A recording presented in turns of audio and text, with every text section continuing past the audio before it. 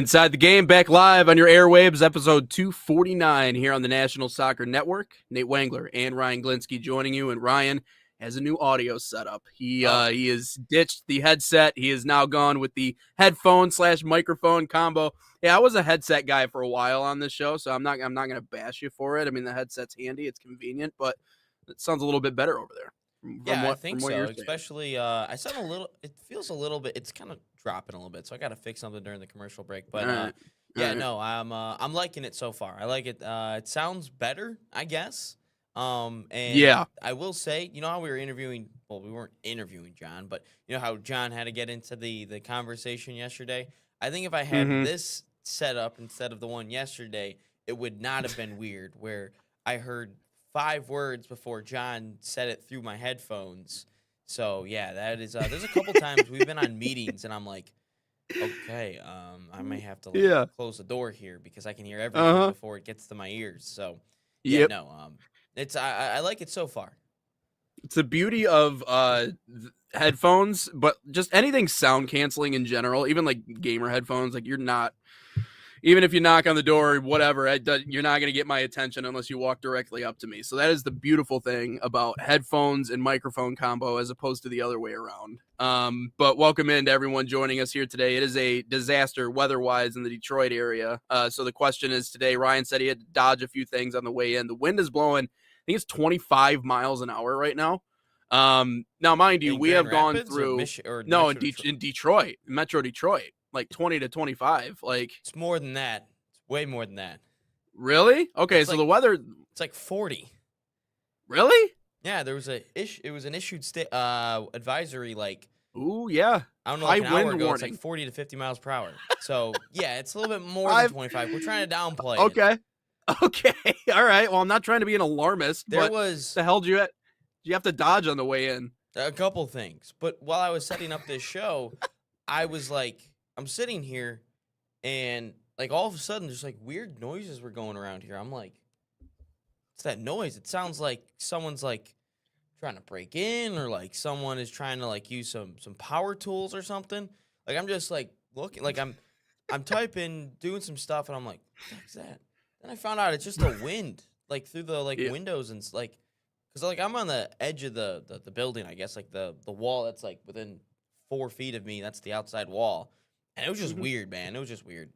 And generally I hate the starting a conversation with weather. I don't care to start a conversation with weather. However, I will say this because I know we are a national affiliate and we have people from all over the place that listen. And I think in a stretch of, 6 or 7 days, I think we've had rain, snow, hail, and it's also been 70 degrees mixed in there in one of those days. So that's where we're at right now. We're having a ball here in the state of Michigan. But welcome back in again, everyone joining us here on 249. Let's get into our first hour of our conversation today. First of all, I wanted to lead with this. I know it's not a soccer topic, but just wanted to mention it quickly. Sorry, I missed it, man. I missed it. Boy. I forgot to. Sorry, I was adjusting the mic, so like I forgot to look at the chat. But he goes, "I'm back." Hey, shout out, Schrock, man. Shout out. I told him to do that yesterday. Horns. He does it. Shout out, Schrock. I'm sorry I missed it. I missed it like 3 minutes ago, but I'm glad he did it. And he says the headphone and mic combo is elite. Yeah, I just got to figure out the height of this thing, and we're good. So now we both have the brick motif, and we both have the headphone and mic combo. So it looks great. All I need is a beard. Yeah, there you go. Yeah, exactly. That's the next step. You got something coming in. It's just you might be missing pieces, but that's okay. It is what it is. Does the horn work? Okay, this is gonna have to get a little adjusting too as well, because like normally I could like move over here, but like and everything's fine. Yeah. To, like read the chat, but like now I kind of got to stay a little stationary. But he says at least you didn't start seeing someone on a bike in the air like the Wizard of Oz. Yeah, that would have been horrible. That's true. It's like Kansas. So yeah. I've had to dodge a few things in my time. I had to dodge a street cone once on the way to Detroit. That was fun. Yeah, a truck in front of me hit it. Yeah, I had to dodge. Like, this is what I had to. I was trying to mess with the mic to answer your question. I had to dodge. Like all the stuff that like you not sod, but like stuff that you lay down for like grass or something. Like all that, like it's like straw or hay or whatever. Yeah, all that was in the road, and I didn't pick up on it until like because it was dark outside, obviously. I got here about 7:15 No, I was probably at that point. It was probably like 7:15, so it was dark out. But as I was going, I noticed at the last second, and luckily no one was in the left lane, so that I quickly got over. But that was one of the things I had to dodge. I will say though, at least the roads in Metro Detroit are okay. I mean, maybe some of them are What are you tough, talking but about? It's horrible. they're bad. You think they're that bad? Yes. I was gonna say South Bend. I think Indiana has the worst roads in There's the entire 50 states. There is of the no United one in the States. history of the United States that's got a worse road than Michigan. There's no way. I don't I don't know, man. I would make a drive down to say hi to Shrocky one of these times, and you let me know what those potholes look like, because some of them look like it's probably they'll worse take your than car it's probably better than Michigan's. I can't even drive in I can't even drive in the subdivision anymore. I got to take like an alternate route because the roads like it's just boom, boom, boom, boom, boom, boom, boom, boom, boom. Like it's just. Ryan and I have had these passionate blowout conversations the last 2 days. We should do it about potholes for 30 minutes. Maybe people will now since the snow is gone. I've seen Michigan's. I'm gonna rock with Michigan's for being worse. Yeah. Okay. Well, that's a point of pride for us up here, actually. So we'll just take that. We'll take that opinion. We actually have the worst roads. That belongs to us. Yeah. But no, yeah. I mean, it's at least you don't have a lot of trees around you out there. That's where the stuff gets dicey with the wind and everything when you got trees in the road. So more people than trees. That's the east side thing. I like my trees personally, but I wanted to mention this before we get into our soccer conversation. The LED floors, like we were talking about yesterday in the Big 12, died immediately. And rightfully so. Some injury issues, players slipping all over the place. It was a cool idea in the concept of it, but I wanted to give credit to the Big 12 where it's due, because they took this one on the chin and they went, okay, all right, it was not the right idea. And I thought it was bizarre to begin with what they were doing in doing the different graphics and the designs, and I saw it, and you could put stats up on the floor, and I think it's something similar to what we've seen, the movement. We see it a lot in hockey now. The boards themselves used to be just a bunch of placed advertisements, but now you see scrolling stuff, and now you see stuff changing. And even on the ice, they have different things, but it's always during intermission. It's during breaks. It's not during the game. So I think it's the right call. And yeah, players were going to get hurt. I mean, when you're, when the floor is moving beneath you, your center of gravity is not going to be what it needs to be, whether or not that's a flat surface or not. I mean, I see street art all the time where they'll make it look like there's a giant hole in the sidewalk, and people will just lose their mind because they walk over top of it and it looks realistic enough. And so I think the technology that we have is really cool, but I think that might be just taking it a step too far when it comes to, trying to dress up the broadcast and the look of the broadcast and the experience and everything else along those lines. Yeah, it's great. Maybe it elevates the experience for the viewer, but for the players, yeah, it's downright dangerous. But, for an organization like the Big 12 to go, yeah, you're right. This was a bad idea. We thought it was going to work out. We thought it was great. It's not. I mean, that's a lot of credit to that organization for just being like, you know what, you're right. This isn't what we thought it was going to be. I'm sure it sounded great, Nate. I'm sure you had some good points there. I agree with you. It was stupid. Did you not hear anything I said? John dropped off my breakfast burritos. And I was like, how do I make this thing like not keep falling down and like have to like constantly like hold it? So I'm sure you sounded great, Nate. But let's I would agree with you, because Christian Anderson got hurt. And Texas Tech's already down JT Toppin and all that fun stuff. So let's get into a guy who isn't hurt but doesn't really want to be here.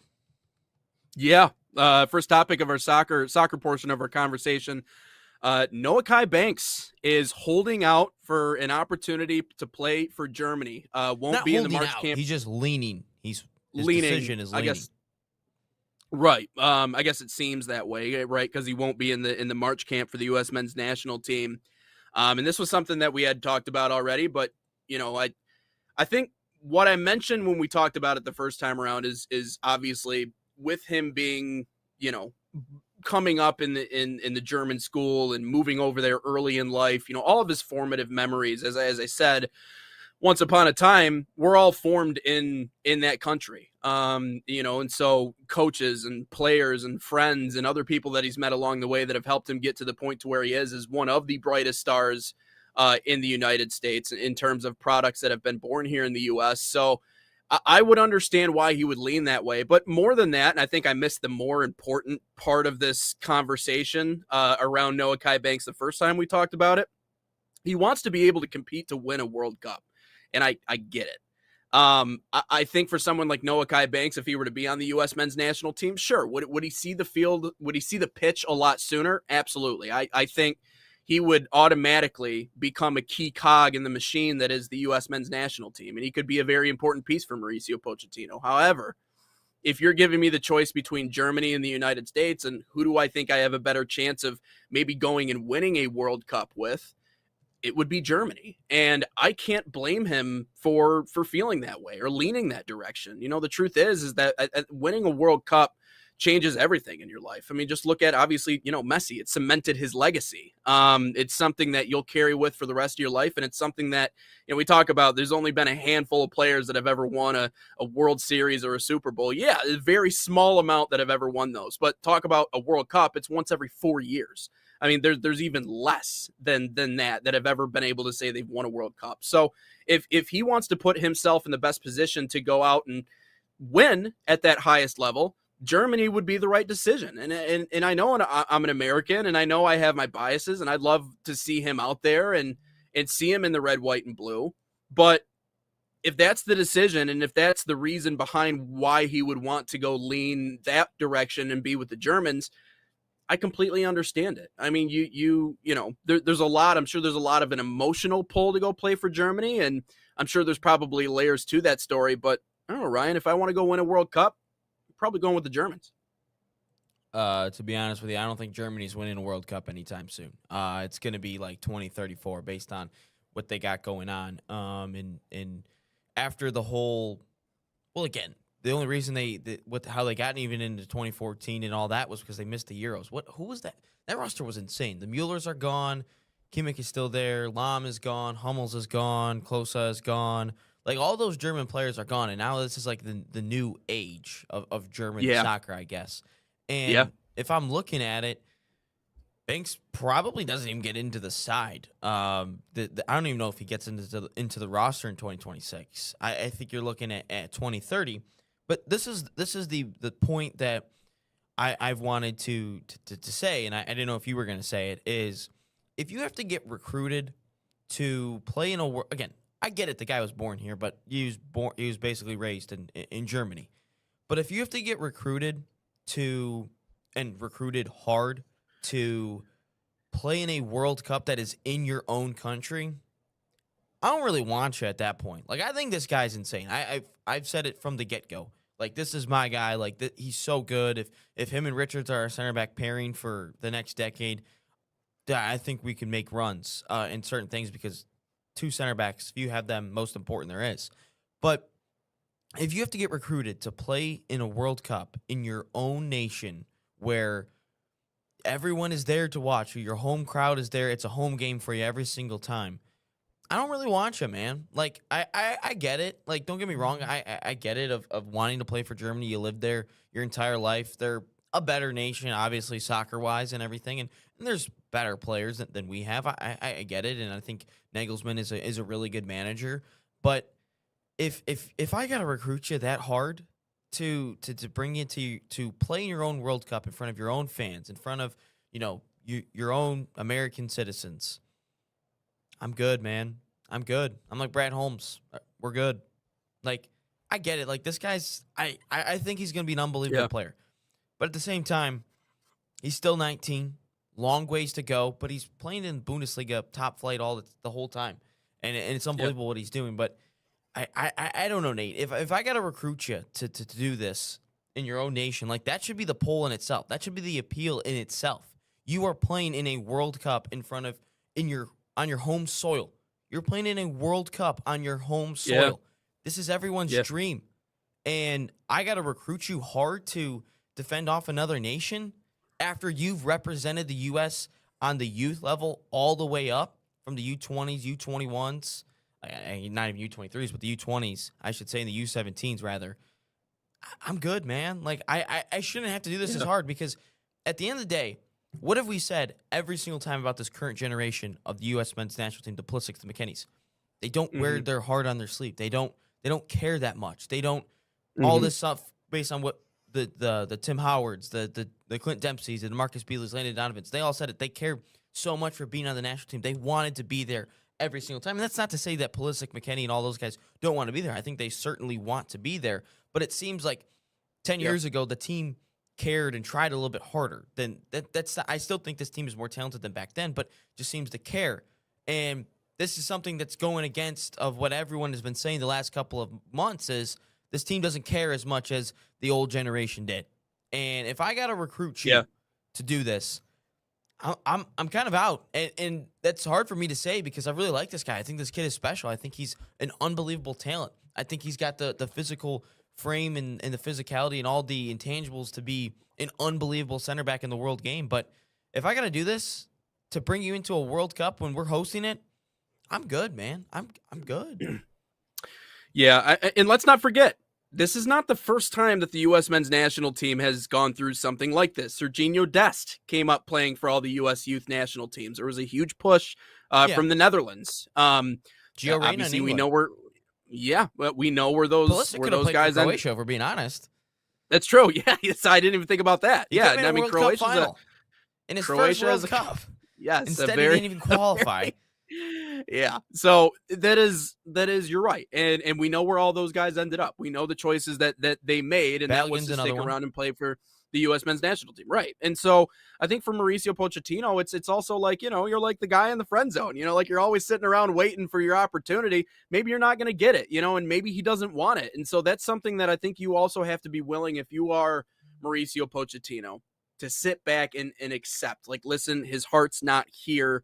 We have to focus on the guys that are already in front of us. Because at that point, especially at 19 years old, I mean, that's the other part is like, if I have to try that hard to convince you that you could be a significant part of this squad in a World Cup with the U.S. at just 19. And we talk about, you talked about the new wave of German players. I think they're 10th right now in the FIFA World Rankings, but it's, I mean, you could say the same exact thing for the U.S. men's national team. I mean, and look at a lot of the players that we saw in 2022 who were very young. And again, that was the prevailing theme of that team. Now, 4 years later, they have that much more seasoning. They have that much more experience. And so for someone like Noahkai Banks, he could continue to feed that machine. But if he's doing all of this right now, and if in March he doesn't want to be in the camp and he's not going to arrive in the camp, it shows me that there's no real desire, whether or not Germany ends up actually coming out and actually wanting him to be a part of it. Just doesn't really seem like there's much of a desire to be on the team. And I think what's problematic is, does he change his mind a month or two down the line? I don't know if that's going to sit well with USA Soccer. I think right now they're like, well, you got to make a decision. Like, we're ready to build up to the World Cup. We have these huge international windows coming up. We have these, they don't really count for anything necessarily, but they are important games to compete in and to know who we have and to know who we're sending out there. Because even now, the way that we look at it, we have an idea as to who the majority of our 11 is going to be, but even then we still have debates on that. So yeah, it's, you can only pull and push and prod and poke so much until the other party has to decide whether or not they're willing to do it. And right now, when you compare it against the likes of Dest and all the other, dual nationals that you were talking about, it's clear where his priorities lie, and it's not with the U.S. men's national team. So, I think that should be pretty clean cut for someone like Mauricio Pochettino to see and just be like, hey, I mean, it is what it is. We move on with the group that we do have, and yeah, we just find a way to go out and compete. So then the conversation becomes is who's the next center backs? Tim Ream, I don't really want playing. I want him to be on the roster, but I don't want him playing. I think he's too old. Yeah. Then you got to, obviously Chris Richards will be anchoring it all. Then you got to think Miles Robinson's got to be in there. Mark McKenzie, Carter Vickers is out. So I'm looking at this, and it's that's not a backline that I can truly get behind. If Banks is there, I get it. 19 years old, but Lamine Yamal was 16 starting in a Euros, had won the whole thing. So that age does not truly matter in this whole thing. Mbappe was 18 and scored in a World Cup final. But all I'll say is we need to get another center back, hopefully, because I'm not as confident with the center back pairing of of a Chris Richards and a Miles Robinson and Mark McKenzie. Look, we got one of the center backs that I'm truly believing in and can play out of the back. Because, again, we're obsessed with playing out of the back with our feet with the center backs, and there's no issue with that. But when you don't have the players to do so, I mean, there's no point in doing it. Chris Richards, I'm fine with. He's fine back there. But in terms of, Robinson, McKenzie, haven't seen it. Not super confident yet, but I know Banks can. And so I got to look at this thing, and now we got to see our center backs. And Poch can also be thinking about at the same time of, I got to try super hard to just get this guy to play, because this is going to be my only World Cup anyway. This is going to be my only tournament anyway. So it's not like it matters to me and not the future of the men's national team. All that matters to me is this tournament in front of me. This is the contract that I have, is get through the World Cup. If I can get through the World Cup, maybe make a little bit of a run, I might be considered a hero, and they might build me a statue or something. But to be honest with you, I think the reason he's trying so hard is because this is his only tournament anyway. It's not like he's getting to a Gold Cup again. It's not like he's getting to a Copa America again. He wants to make sure he's got every bullet in the gun, and with this team, he wants to make sure he's got every chance and the best chance that he can have with this team in front of you in 2026 in this summer to do anything. And he wants to make sure he's got the best center backs. The only thing I will say that Poch might be at fault here is, instead of looking at a guy like Tristan Blackman, who was an MLS Defender of the Year during some of these camps, why didn't we just call up Noahkai then? Why didn't we choose if the windows didn't matter so much in September, October, November, why didn't we call up Noahkai then? Why didn't we do that then? Why do we have to bring in guys, MLS guys, that aren't going to, elevate us, take us to the next level in terms of the men's national team? Why do we give them a look? Why don't we give Noahkai? Because Noahkai, yes, I get it, he's 19, but he's the type of, again, production potential. That's a big thing. I know that's going on, especially in America. I know Nate's favorite coach, Signetti, says it all the time. But I'm just saying the potential and the production that Noahkai has compared to some of these other players, that's better, man. I don't know why. I don't know why we had to waste some of those camps on those type of center backs instead of getting a guy like Noahkai Banks and giving him a chance instead. Yeah. No, you're absolutely right. Let's take a break here on Inside the Game. When we come back, let's touch on a few comments that we got. I know we've had a few videos recently that have done well, specifically the ones talking about the USL. And then obviously we got Indoor Insights. Tanner White joining us here on the show. The MLIS and the WMLIS championships coming up here on the National Soccer Network. Of course, our own Ryan Glinsky will be a part of that broadcast crew. But before we get to those comments, let's touch on FC Bayern Summer Soccer Camps, a proud sponsor of the National Soccer Network, fostering football excellence across North America, open to boys and girls of all skill levels. FC Bayern camps deliver elite training inspired by FC Bayern Munich's world-class philosophy. Select your city and start a promising soccer path. Right now, save $30 on registration by using promo code BayernNSN30. Again, that's BayernNSN30, or scan the QR code on your screen. Learn more at fcbayernyouth.com.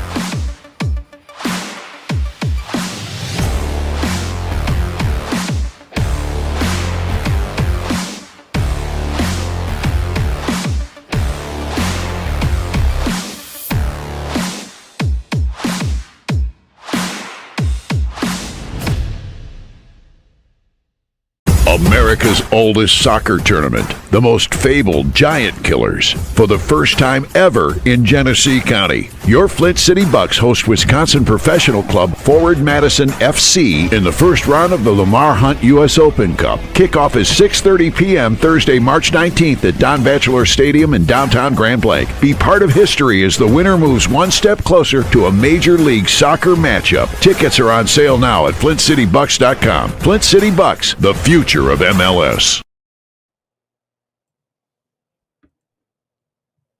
Back in live on Inside the Game, episode 249. You're on the National Soccer Network. Get into some of our comments here on social media before we dive in.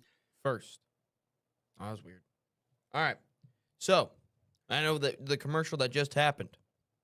Of course, little pregame, postgame show next Thursday. Flint City versus Madison Forward, presented by Irene's Craft Kitchen and Beer Garden. I'm excited to try their food. There's a lot of Polish and Hungarian heritage food in that place, so I'm excited for it. But this is what I really wanted to say. If you people are interested in going to a U.S. Open Cup game, I can't do this with the mic anymore. I gotta put it in below the mic. But if you guys want to go to a game, we got tickets right here. U.S. Open Cup. This is really difficult. Really difficult. If you guys want to go to a game, head over to our Instagram, Nat Soccer TV. Drop us a DM. We're not going to do like a draw for it just because, we have it's a national soccer network, and we want to make sure that the people of Flint, Michigan, or Genesee County area want to go to a game. We got 10 tickets to give away. First come, first serve. We will either mail them. We'll be at the game too. So in case if we don't have any, we can also hand them out right before the game as well. We'll be outside the gate, but boom, DM us for some tickets. We got 10. That's awesome. Good stuff. Yeah, and competitive ball to watch too, and fun environment as well. And I know that obviously a lot of pride in that Flint City team at Kettering University, where the home of Mark Ingram. For any of those who know that name, he was played there in high school ball, and then obviously went to Bama. And Mark Ingram, the running back. Yeah, Mark Ingram, the running back, he was born in Flint. I know he was born in Flint. I don't know what high school he went to, but we just got a person who wants some tickets already. Just like that. Shout out Ken Seelman. I hope I said that right. He said tickets. Oh, brother. Ken, what's going on, my man? Ken, appreciate it already. Yeah, my guy. Tell us how many, I guess. I don't know. But yeah, we'll take all 10 of them, actually. All right. Shout out Sick. Ken. All right. Moments later. Going all to right. the game. Does Ken get a horn? Ken gets. I don't know how many tickets he wants, so we'll adjust it on that. But at least you get one. If you get if you want hear three, it? But yeah, shout out Ken who already wants tickets. Hey man, it'll be a good game. It'll be a good game. Looking forward to it. All right. Well, good stuff, Ken. Appreciate you dropping in. I know we've chatted before, but should be a good one. And obviously, to anybody else, if you're there, they'll be outside the gate. But just drop us a DM if you can. As I said that, I see Ken wants to send a message on Nat Soccer TV Instagram. I'm like, no way someone got it that quick. Like, no way. Hey, Ken, you got to drop some comments on the show, my man. If you're watching every day, we'll take your comments. Love to talk about whatever you got for us. But Indoor Insights with Tanner coming up here in just a little bit. MLIS and WMLIS coming to the end of their seasons as we get closer to the championship game. You excited about doing some pre-post and half? Yeah, Kevin and Tanner White have been in contact with them. Obviously, been in contact with Tanner. Every single week.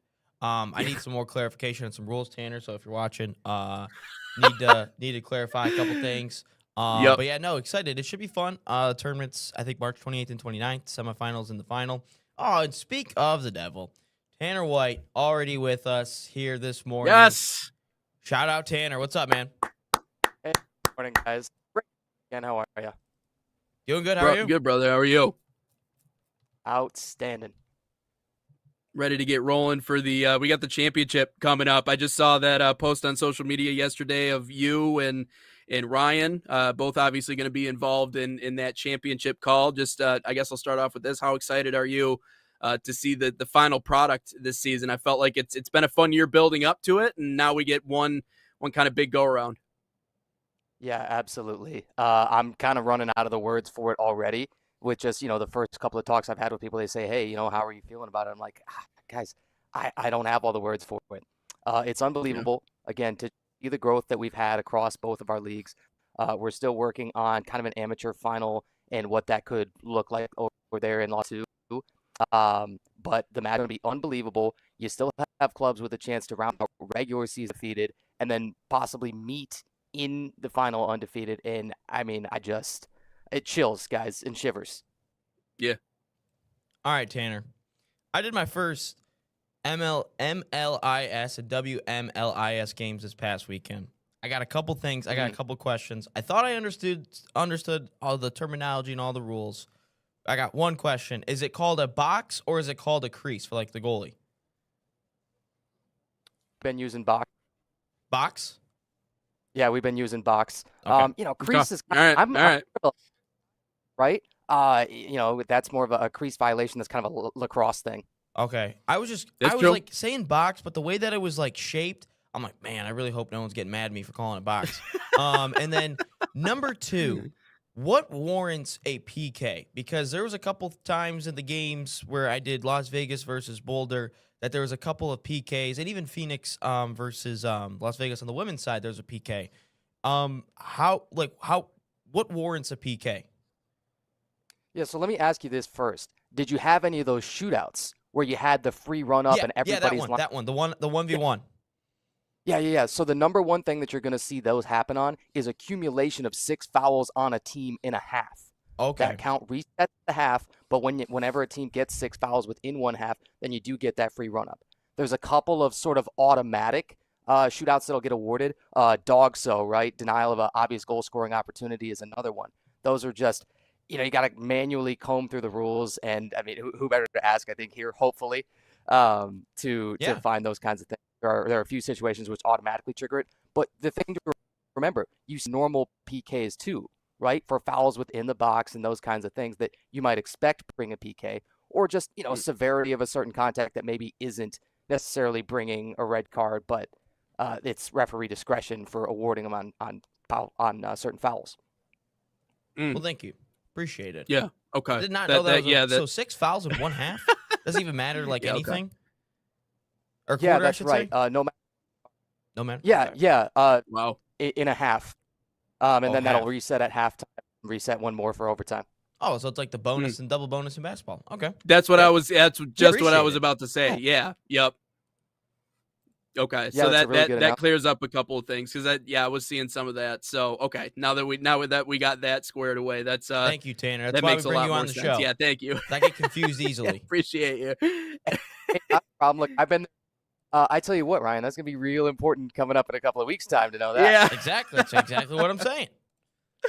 But looking at obviously the crew that you guys got working that game, excited to see you guys in action. But you also got Kevin Arnold joining you of the Cleveland Crunch, and obviously that's an organization that's been around for a long time. But he does stuff with the Cavaliers radio as well, so he's really involved in the Cleveland area. You ever have a chance to work with Kevin before? You ever gotten the chance to be on air with him? I tell you what, not yet, but that is incredibly exciting. I also have seen some of ESPN Cleveland, but he is the voice of the Cleveland Crunch, and their fans are, his biggest fans in the world. You know what I mean? Yeah. The support that everyone gives. I first, was kind of looking for partners and talking with Bossman about sort of, hey, guys, how are we going to manage this whole finals thing? It's a lot of games in a short amount of time. And that was the very first name that came to mind. I thought, wow, if we want to make this, like knock on wood here, an all-star team, it's like it's got to have Kevin Arnold in it. Mm-hmm. Absolutely. So, Tanner, I saw that the playoff structure came out the other day in terms of the playoffs for the women's and the men's side. You have 1 seeds playing 2 seeds, 1 seeds playing 2 seeds as well. But they're like flip-flop divisions, correct? Do you like that's the right. format? You're going to have I do. I think the fact that you can have 2 teams from the same conference meet is great, but you don't have to. Yeah, that's true. Yeah. So looking forward to, on the men's and women's side, we'll start off on the men's side.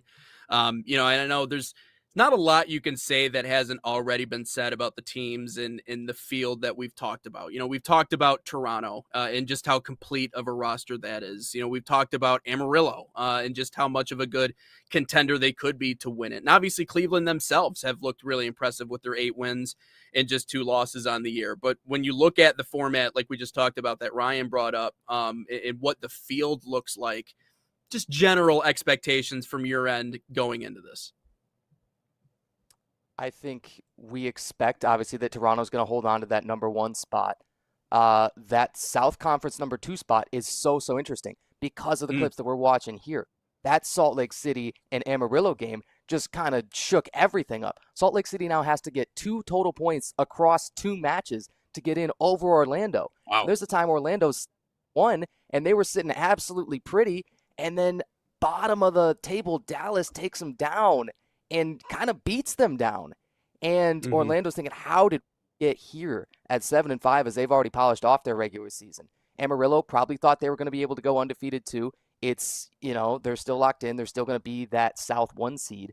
But the fact that Salt Lake has that easy kind of a path, you got to win still, or at least get, you could even get a couple of overtime losses in there. But nonetheless, it's unbelievable what happened in that South. We just assumed for so long it was going to be Orlando, and then this one singular match, 11-10, by the way, fantastic match with kind of a buzzer beater from Salt Lake City, shakes up the entire South, and we're like, oh, never mind. Now we kind of are almost certain it's going to be Salt Lake City getting in.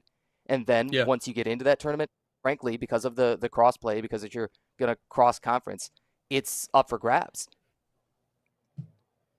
Tanner, look over on the women's side, real quick. Phoenix Pulse, obviously they're already in the playoffs, along with Salt Lake City, but they Phoenix that is, seems to just can't get over the hump against a team like Salt Lake City. What do they have to do maybe differently come playoff time where they can finally knock off a number 1 seed? They beat a whole bunch of teams below them, but they just haven't gotten over the hump on the number 1 seed. They were leading Salt Lake City at one point. I think it was last weekend or 2 weekends before, but they just can't get over the hump. What do they have to do? So consider the matchup that they're likely to have with Chicago, right? In all likelihood, that's going to be your matchup. Yeah. And in fact, I think that's because Salt Lake City's already got head-to-head over Phoenix with a sweep for the season. Yeah. And have we figured out the formula for beating the Chicago Mustangs, WMLIS? Frankly, no. Not yet, right? That club still, I mean, you hate to say it, right? And you laugh about it, but that club still hasn't lost yet, and we're almost an entire 2 seasons in. I think maybe this upcoming weekend's games might show, because it's supposed to be the last weekend of the regular season for WMLIS, and you have Fort Wayne, who's got 3 cracks at Chicago still left on the schedule. If they somehow kind of figure it out, if they, for the very first time ever, beat the Chicago Mustangs, then maybe you kind of look at what happens in that game. You do have defending goalkeeper of the year over there with Fort Wayne, Carmen Swigard. She rolled her ankle in the very first quarter, though, last weekend against Kalamazoo. Missed most of that game. Reserve keeper comes in. Kalamazoo makes it a really, really close match. Ends up going all the way down to 1 goal, and it was a 9-8 finish. And shout out to the Kalamazoo captain and owner there, Jessica Kennedy, burying a free kick to trim that to 1. And I got to talk to her about that, and she said, at this point, 2-goal match, it was something like 7 minutes left. She's like, I just got to shoot this. And then she buries it on the defending goalkeeper of the year. That's one of those, it's an incredibly, and it probably should be an incredibly closely monitored situation, where if Swigard's not able to go in that one, then the goalkeeper kind of becomes a question mark for Fort Wayne, and then you'd say, I have no idea what the formula is to beat Chicago. And that could be where Phoenix is too, unless we kind of see that Phoenix team that showed up in Las Vegas in our Vegas weekend on the February 7th and 8th weekend, because they were so fast. They were so just running laps around other teams, and they went undefeated in that Vegas weekend, and we all went, oh, well, maybe actually Phoenix is going to be the class of the West. Mm-hmm. So I'm going to put you on the spot here for the men's and women's side. We'll start off with the men's. Yes. Give me your dark horse. Okay. It's, oh boy. I want to say that Salt Lake City is very, very balanced on attack. I know that they are. I know that they are. Mm-hmm. But your two best defensive teams, and I think this really isn't up for a ton of debate, are Toronto and Amarillo. And I think if I have to pick one, I've been saying that Amarillo is the best defensive team in MLS. It's just whether it be injuries, whether it be individual one-on-one matchups on the pitch that play out whatever, somebody at some point is not going to play up to their standard. Somebody is going to be surprised. And the most surprising team on the men's side, I think, or the team that has the chance to surprise people most, then it's got to be Salt Lake City, because you know exactly what you're getting from our other three top clubs. You know Toronto's got an unbelievable keeper. You know that they're so technically sound. You know Cleveland will just absolutely beat you up. You know that they have most of the all-time scoring and assist leaders and are some of the most physical. And you know that Amarillo is positively suffocating defensively. I mean, you just can't get up goals on them, and their goal differential is ridiculous. Then with Salt Lake City, question marks. But if they go all up and down and around and run people out, gas people out, then they've got to be the dark horse on MLIS side. With the women's league, yeah, go for it. No. That's sorry. That's I was just going to be what about the other side? The women's side. yeah. Right. Again. So, yeah, I think it's got to be Phoenix. I've thought about it. We still are waiting for the top spot in the East to shake out again between Fort Wayne and New Jersey with WMLIS, but neither of those clubs do I see getting them through, or do I see them getting through against Salt Lake City women's side? I don't. I think it is as likely as anything that both Chicago and Salt Lake City meet in that final undefeated. Now, let's say that doesn't happen, right? Let's say something crazy or weird happens. Phoenix keeper Melissa Avendano, that's a name to watch. And she was good. When you get shutouts, when you stack up shutouts, even you have two of them across the season, you start to wonder, now you can't expect that in a final, but I mean, when it's a really, really low scoring contest, Chicago kind of wants to play that kind of game, but what if you beat them at their own game? What if you are so, in your own your defending half, but you just do it so well and you're so heavy on possession? What if you kind of run out the clock and you force Chicago to foul you, and at some point in that really low scoring contest, you've got a chance to win it at the end? I think my man's talking like Herb Brooks. We got to play their game. We're going to throw their game right back in their face. You might beat us 9 out of 10 times, but Go ahead. Sorry, I didn't mean to interrupt you. No, it's all right. It's all right. It's hilarious. This is why they play the games, all right? If we assume that we think we're going to know what happens, I tell you guys, every single weekend, I'm wrong when I think I know what's going to happen. Everybody else is going to be wrong about something at some point, too, when we get to these semifinals and finals. It's also why we love March Madness. No one knows what's going to happen either. Question back on the WMLIS side, which, by the way, I thought Justice Smith was unbelievable this past weekend for Phoenix. Scored a hat trick. But we still have a playoff spot up for grabs between Fort Wayne and New Jersey. However, New Jersey does not play this weekend, but Fort Wayne happens to play Chicago. Do we see a realistic chance that Fort Wayne can at least try to get a couple of results and maybe push for that final playoff spot over there on the women's side? My gut feeling says there's a way that they make noise. Last season, just a 6-match regular season, keep that in mind, right? They had the only overtime match. It's still in the history of WMLIS. They pushed, that was in the regular season, and they pushed Chicago all the way to an unbelievable 8-7 finish in last year's inaugural women's final. There is some way that it can be done. There's no such thing as invincible clubs. There's no such thing as unbeatable clubs. I don't know what that's going to take, but the only thing you can think is you have to accumulate 4 total points across 3 matches with Chicago. That's been the obstacle in front of them, and the math has been clear enough on it. And New Jersey has been sitting at home for quite a while. And my gut says that there's a way to do it, but you probably have to get one regulation win in there somewhere. That is probably the most difficult part. The math is clear, though. 4 points total across 3 games. Well, Tanner, we appreciate you, obviously, as always, stopping on. Really excited about that championship and getting to see you guys in action. Just want to ask this as like an overview for the year, because I know that obviously this league is still in its infancy. Just impressions and your reaction from what a success this season has been in the MLIS and the WMLIS. And I guess, what are you looking forward to the most as you guys continue to build this product? What I'm looking forward to the most is super easy. I'm going to start with that. It's the expansion. It's how big this can get, how quickly.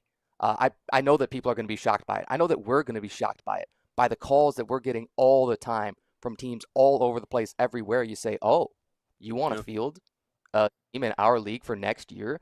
And all these commitments and all these really productive conversations that we have all the time with likely incoming clubs. So expansion is the number one thing I'm excited about.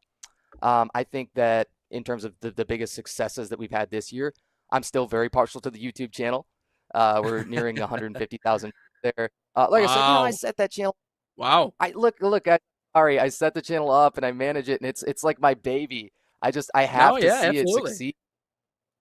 That has been it's just been such a pleasure to run that channel, and most of these games look really awesome, and they're all centralized at one location, so you grow that subscriber base and you get those recurring regular viewers. Those are so crucial. You get, over 1 million impressions just on YouTube so far, and that is so rewarding, right? Yeah. I mean, for kind of a more nascent league, especially on the WMLIS side, to be located on a channel where your games get 1 million impressions across less than a full season, that means a lot to me. That's incredible. And then I think beyond that, it's just the pure entertainment value.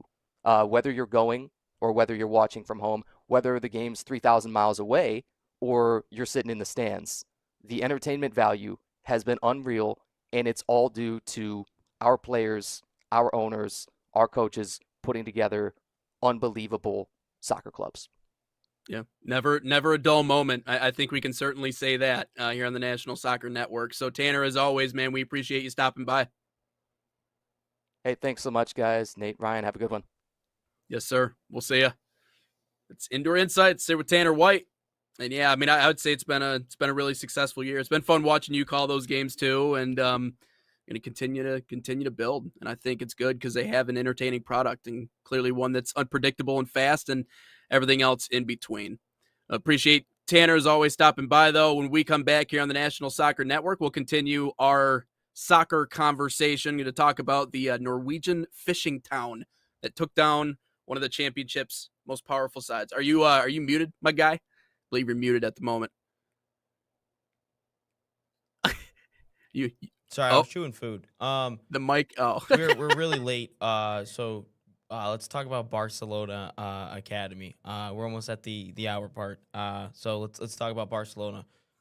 Cool. Works with me. Barca Academy is a proud sponsor of the National Soccer Network and the official academy of FC Barcelona in the United States. Designed for boys and girls ages 6 to 18, Barca Academy camps follow and replicate the FC Barcelona game model. Same philosophy used by Barca's professional coaching staff.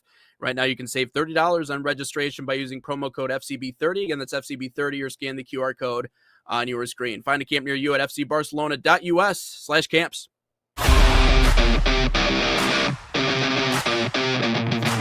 In Barca camp, I sing my song "Grown" on and off of the field.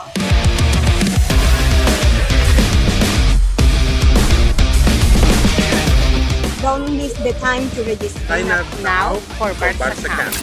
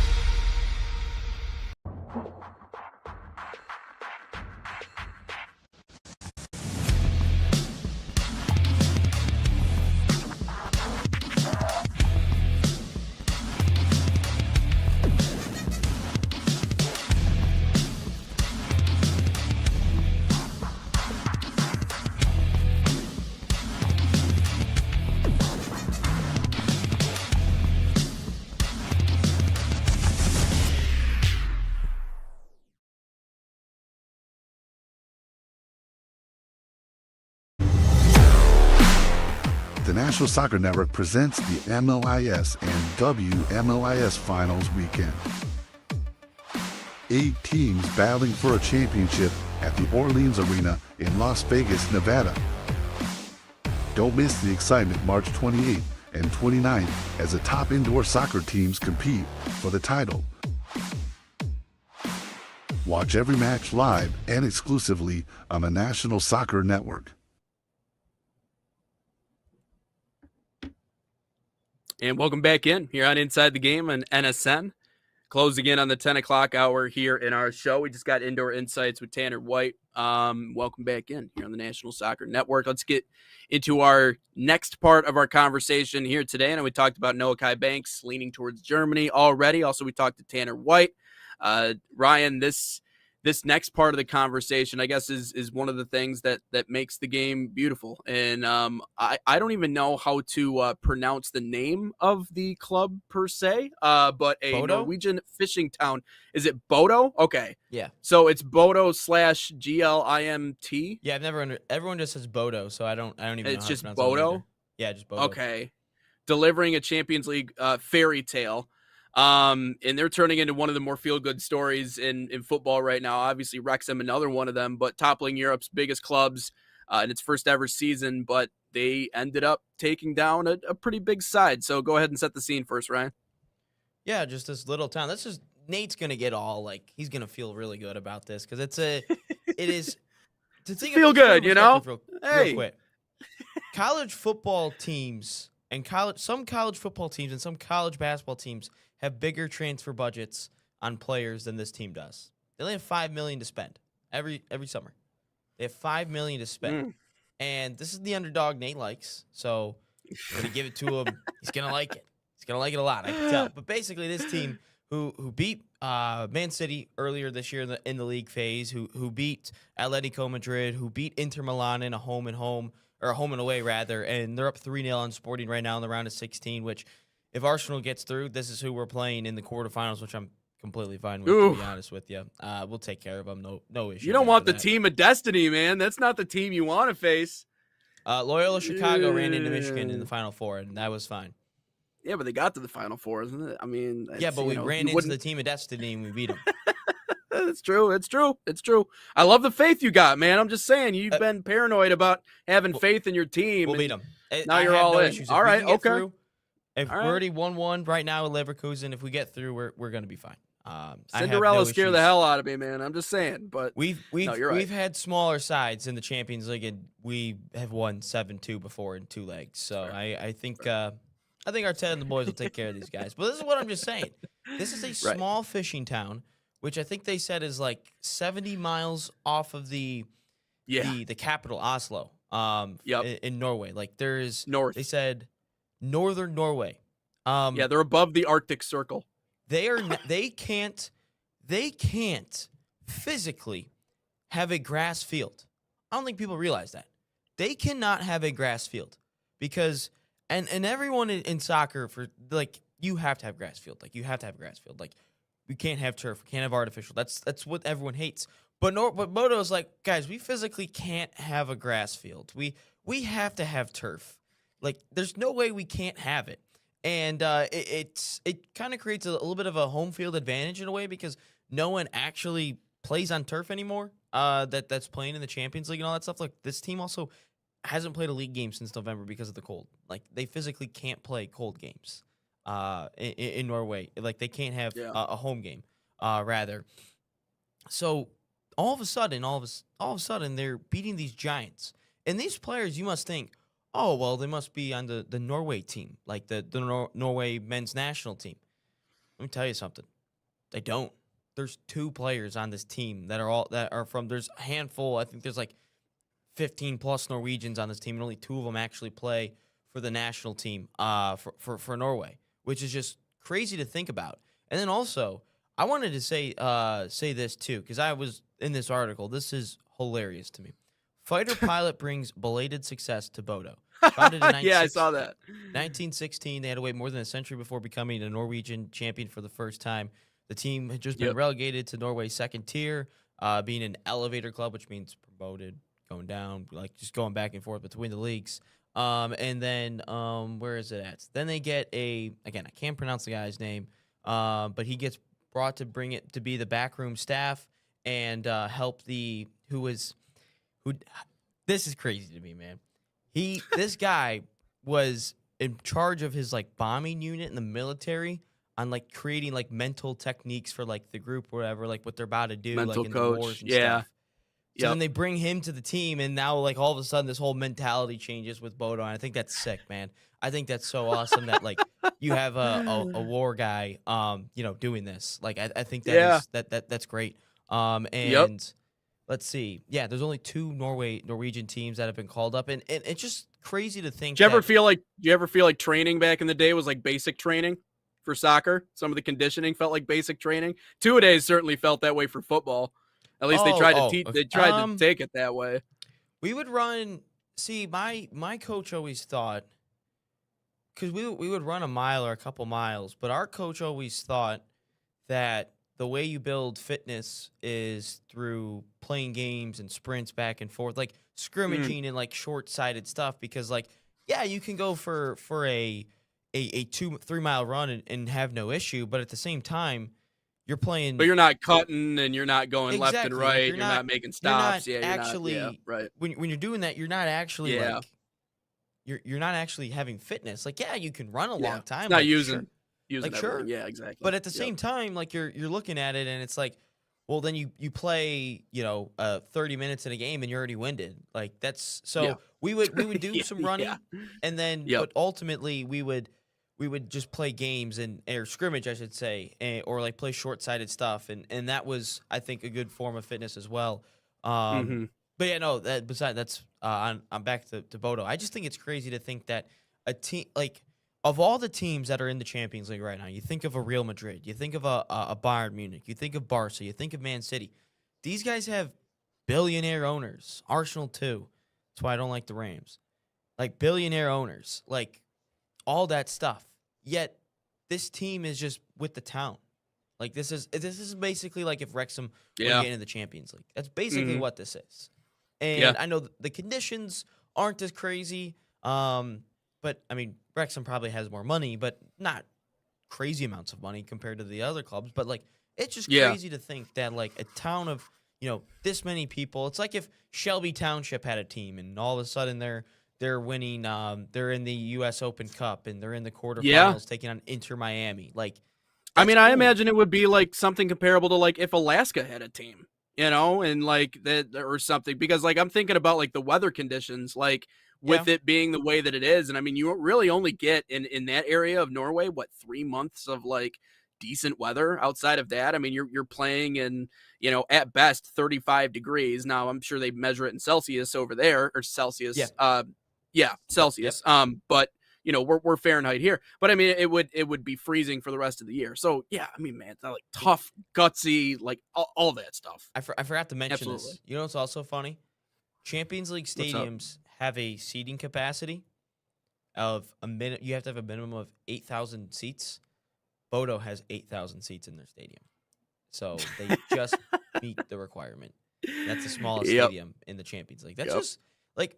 You watch sometimes Europa League games and Conference League games, like you see like Bodos everywhere. Like that's like the norm in the Conference League and the Europa League. And more the big stadiums are kind of like the outliers.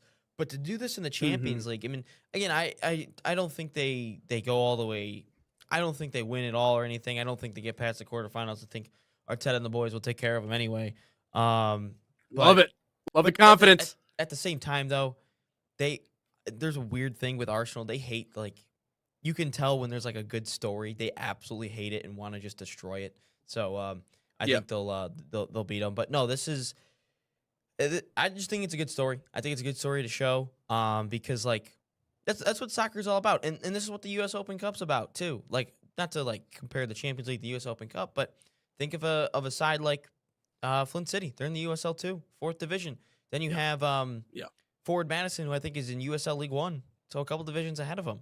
And they're playing, and Flint City's got a home game. So that's just what I like about, everyone likes a Cinderella, and I do to an extent. But I personally think if there's one Cinderella every single year and that's it, like we just have one Cinderella, because at the end of the day, you still want to see the best teams play the best teams. But if you can get one Cinderella, and the Champions League always seems to spawn in one Cinderella every like 3 years for whatever reason, Ajax a couple of years ago, then I think it's fine. And I think that if this was a tournament of all Cinderellas, of all Bodos, I wouldn't be too inclined to watch the other games. Yeah. But no, it's good to see a Cinderella here and there.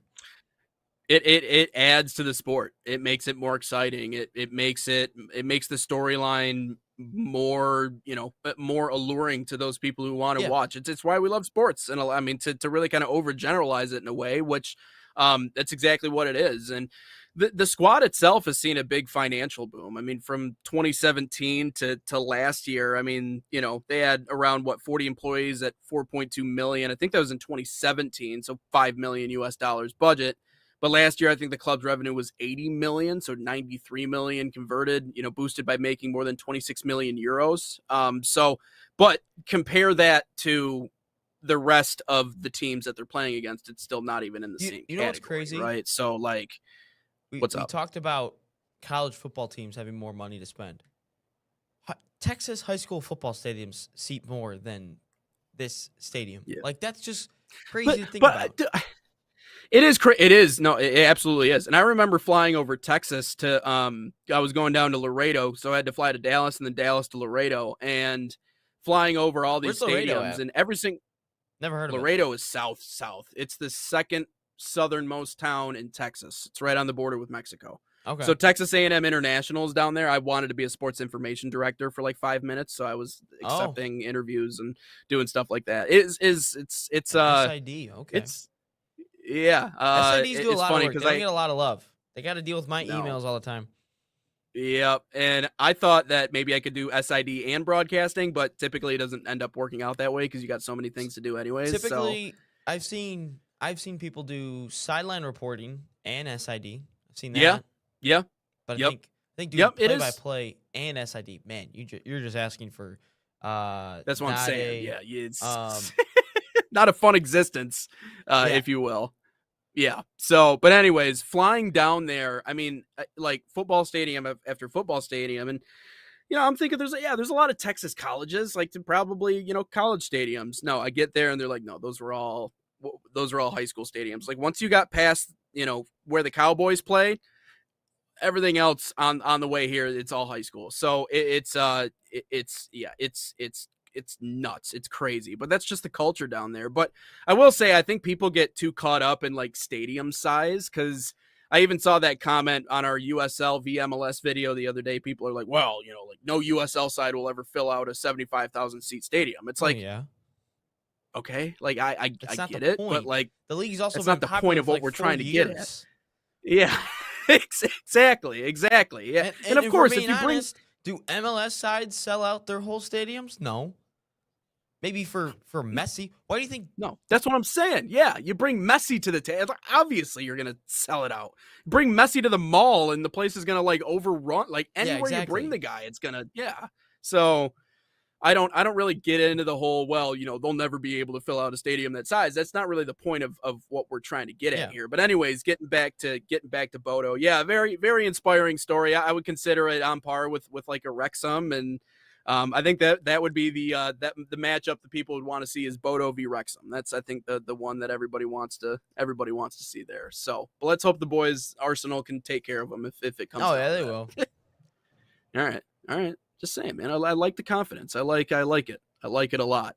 But when we come back here on Inside the Game, we'll tell you a little bit about Man City first, but we want to talk about some Major League Soccer, our top 10 young prospects in Major League Soccer. Ryan's got that list for us. We're going to go one by one through that. But first, let's tell you, Man City Soccer Camps are a proud sponsor of the National Soccer Network, bringing world-class training inspired by Man City's global football philosophy to players across the United States. Open to boys and girls of all skill levels, these camps focus on technical development, decision-making, and playing the game the City way. Right now, you can save $30 on registration by using promo code MCNSN30. Again, that's MCNSN30. Scan the QR code on your screen. Find a camp near you, usacamps.mancity.com.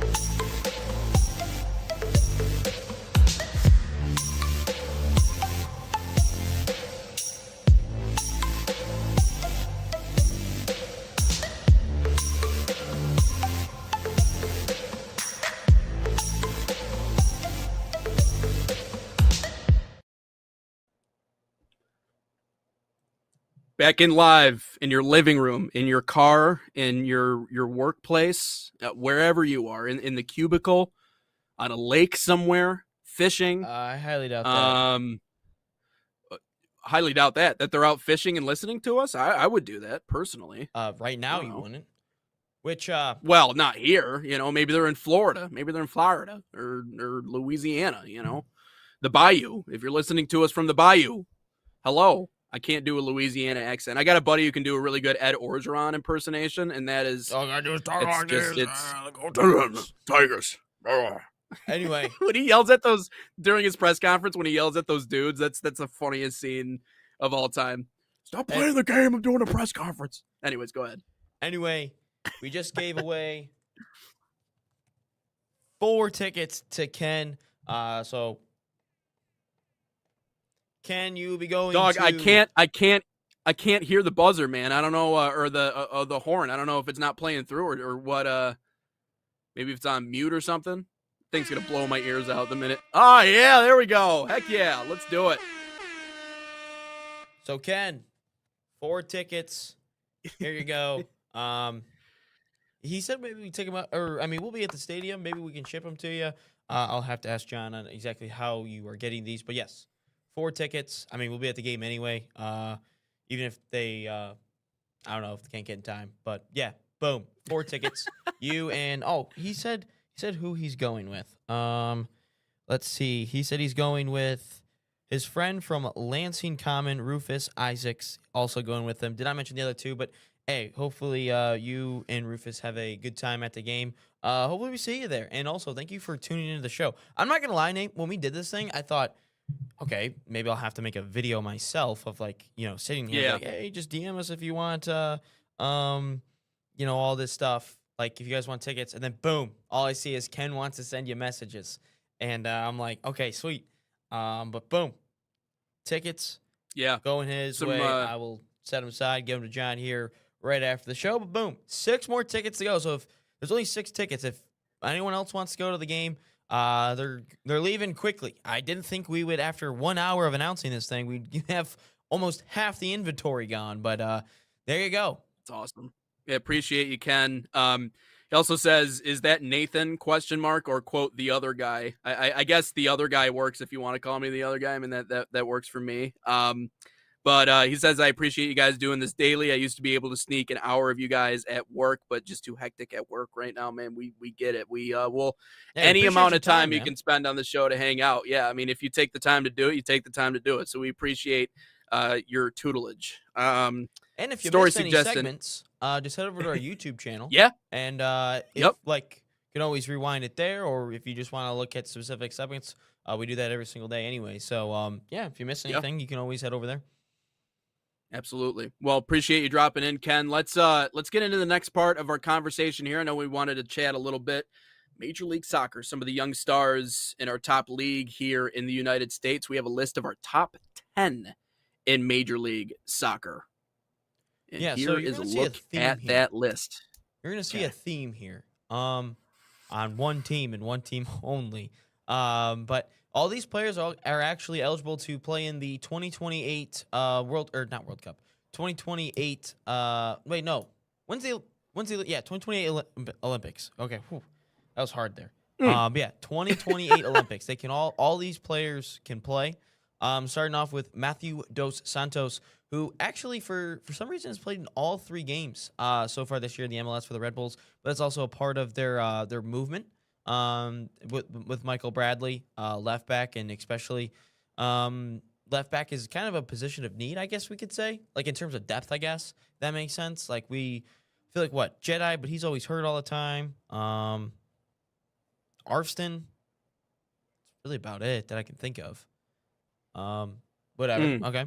Then in number 9 from San Diego FC, Pedro Soma.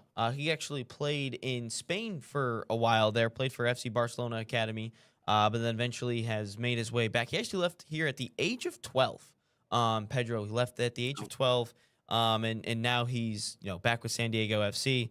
Looking over at number 8, I don't like this guy already. When I was doing this list, he's from Columbus, Ohio. Taha Hebron from the Columbus Crew. Yep.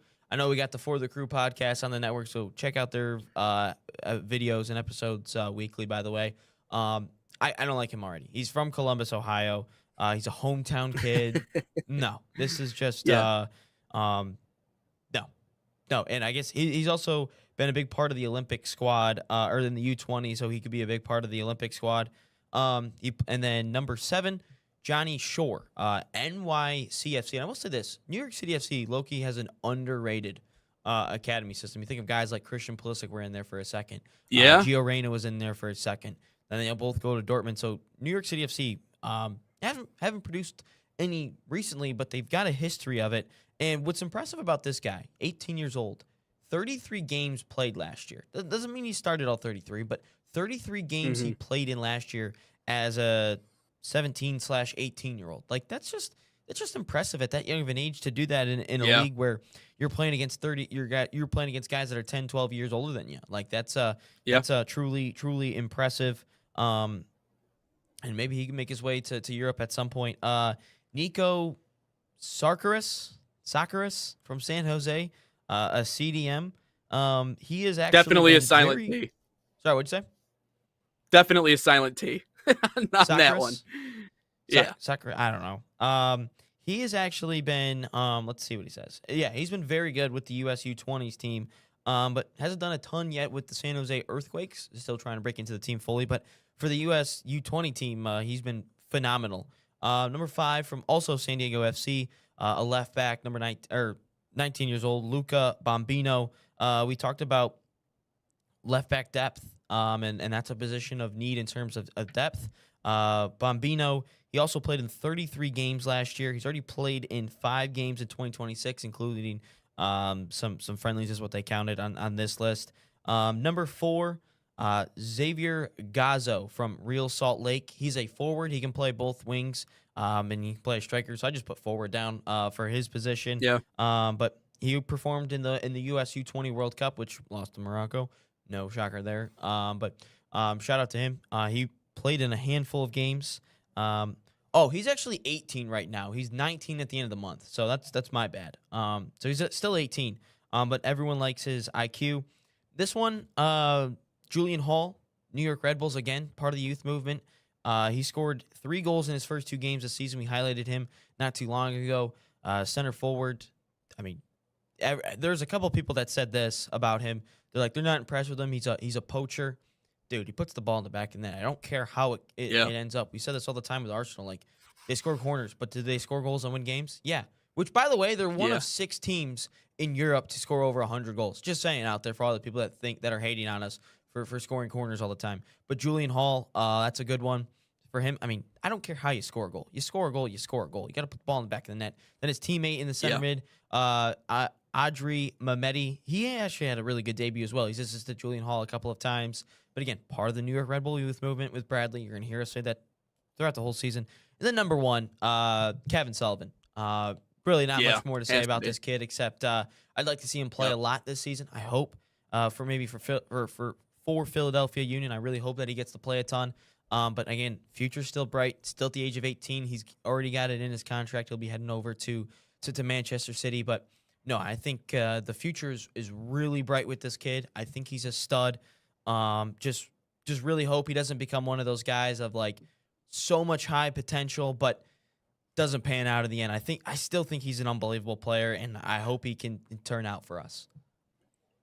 Yeah, and I get the only question is burnout, right? The only question is, can his legs hold up? Like the talent is out of the question when it comes to Kevin Sullivan. And we know what the kid can do on the pitch. We know how he can control play and how he scores and how he really demands the field, the pitch rather, when he's on it. So there's so much to love about him. The only question is, again, when we talk about him being at 16 and now being at the level that he's at, is there burnout? So that's always the biggest question, but a lot of good names on there. You know, Xavier Gazzo, goal and an assist in 3 matches. You're talking about Julian Hall. What a good start for him, man. 3 goals in 3 matches to begin the year here in 26. Yeah, that's a pretty explosive start to the year. Adri Mehmeti, you talked about a couple of assists, and obviously Kevin Sullivan, what we've seen out of him the past few years. So really those top 5 including Bombino. I know I didn't really mention him.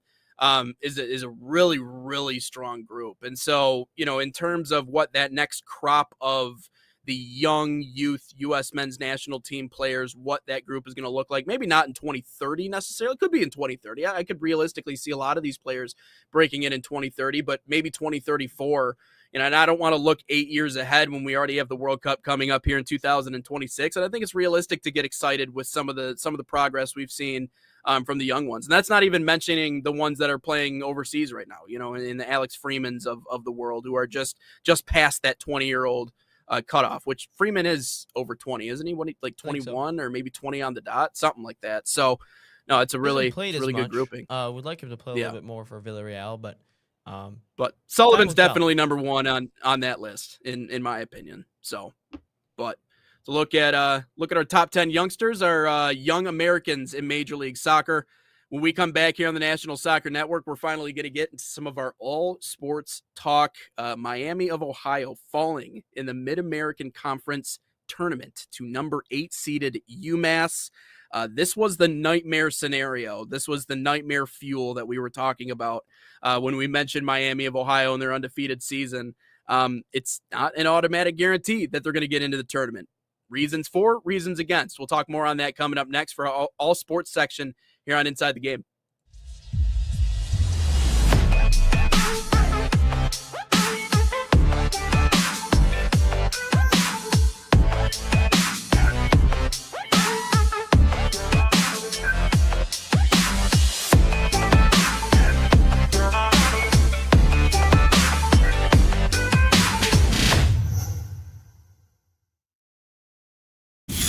Experience the thrill of the game like never before with NSN's Game Rewind. Dive into full match commentaries enhanced with cutting-edge dynamic graphics, letting you relive the highs and lows of your favorite matches in astonishing detail. Whether it's a championship win or a legendary play, NSN Game Rewind bridges the past and future with a broadcast experience designed to captivate. Call 586-304-4405 and start watching today.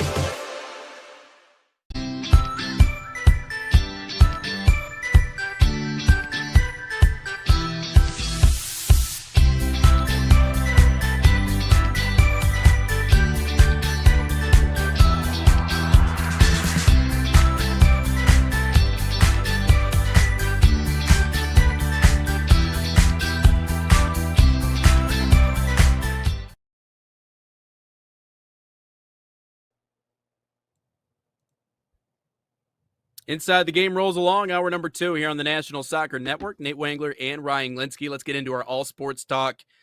Better late than never here at 10:20 on Inside the Game. Miami of Ohio falling yesterday in the Mid-American Conference tournament against UMass, the number 8 seed in the tournament. Kind of reminds you of Michigan when they won the Big Ten tournament when they were, I believe, an 8 seed in that tournament. This was the scenario that we talked about that was nightmare fuel for Miami of Ohio. Because even after winning all of your games in the regular season, the one thing that followed this team, Ryan, is that your strength of schedule is 344 out of 365. And listen, I understand you're a MAC team, so only so much of that can you really control. Only so much of that can you really, because the teams that you play during the regular season, especially in conference play, are not top-end teams. No offense to the MAC, no offense to my friends over at Central Michigan and Andy Bronkema, who I know is going to turn that program around, but you're not playing against the top talent in the country. So where does that matter? Well, it matters in the non-conference schedule. I mean, I just did an Oakland game, right? I just did the opening game of the Horizon League tournament. Obviously, they lost that one in Northern Kentucky, but if there was ever a question, and if Oakland won some of the games or got better bounces down the line than what they did, even if they won a couple of games in the tournament, didn't win it all, there'd be more of an argument for a team like Oakland, because look at their non-conference schedule. Look at the teams they played. I mean, Michigan State, Michigan. I mean, it was everybody all the time during the non-con. Miami of Ohio didn't push themselves that way.